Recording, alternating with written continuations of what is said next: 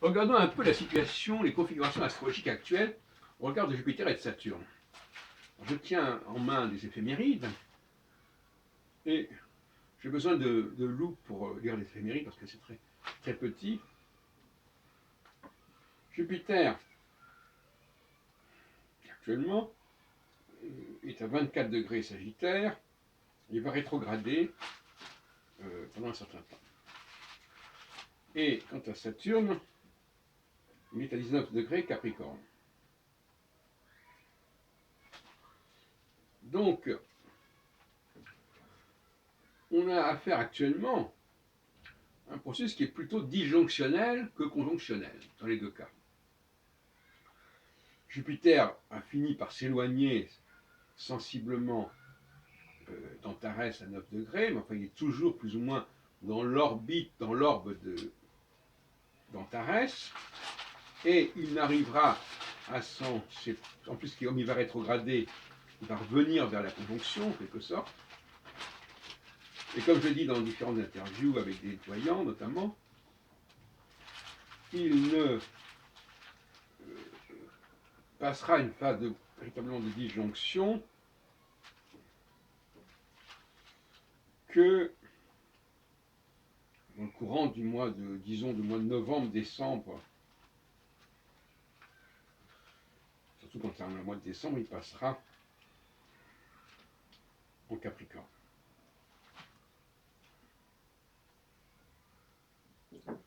Donc, nous avons affaire à une période qui reste disjonctionnelle, en dépit de certains efforts. Alors, évidemment, si on remonte aux sources du processus actuel, il était conjonctionnel pour Jupiter. Et maintenant, il s'épuise. Donc, effectivement, il faut faire attention de distinguer l'impulsion et ses conséquences.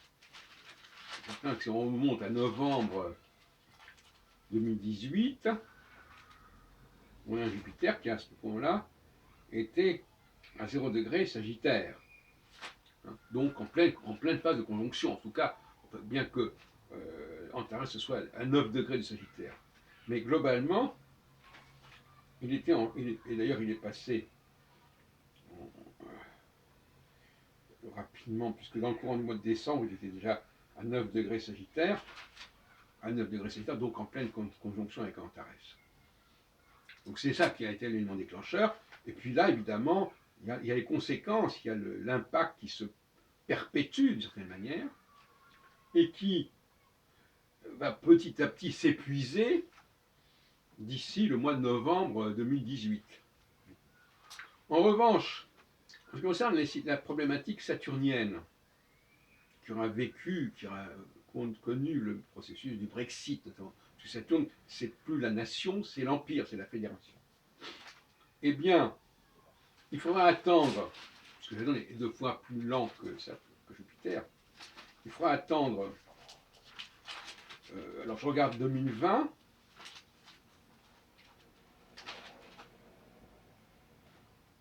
alors en 2020, Saturne est à 26 degrés Capricorne. Donc il n'est pas encore en phase de conjonction. En 2021, il est à 12 degrés Verseau. Je prends comme ça, juillet 2021 au hasard.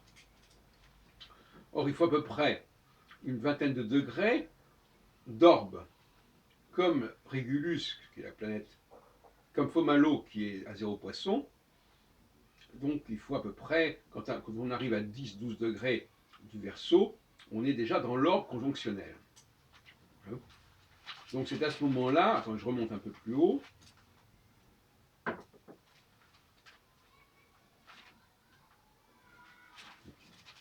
Voilà. Il faut donc attendre l'été, le printemps en tout cas, 2021, c'est-à-dire encore 2 ans, pour que Saturne devienne conjonctionnel. Ça veut dire quoi? Pour que l'Europe arrive à progresser, à renforcer son mode de fonctionnement, à renforcer son fédéralisme, Et pendant encore 2 ans, on sera dans une phase où il faudra laisser une certaine liberté, si on peut dire, parce que la phase disjonctionnelle est une phase de liberté, où on laisse les différents éléments. C'est un peu une phase que j'appelle d'entropie. On laisse les éléments fonctionner un peu à leur rythme, les différentes composantes, donc en l'occurrence les différents états. Et il faut attendre donc dans 2 ans, pour retrouver une sorte de ressaisissement négantropique qui fera que l'Union européenne devrait élaborer de nouveaux modes de fonctionnement plus marquants, plus rigoureux, plus contraignants. Parce qu'en phase conjonctionnelle, la contrainte est acceptée. Contrainte, dans la contrainte, il y a le mot contrainte, c'est-à-dire quelque chose qu'on va mettre ensemble. Et la phase disjonctionnelle, c'est une volonté de desserrer l'étau de la contrainte. Voilà pour notre séminaire sur l'astrologie albronienne.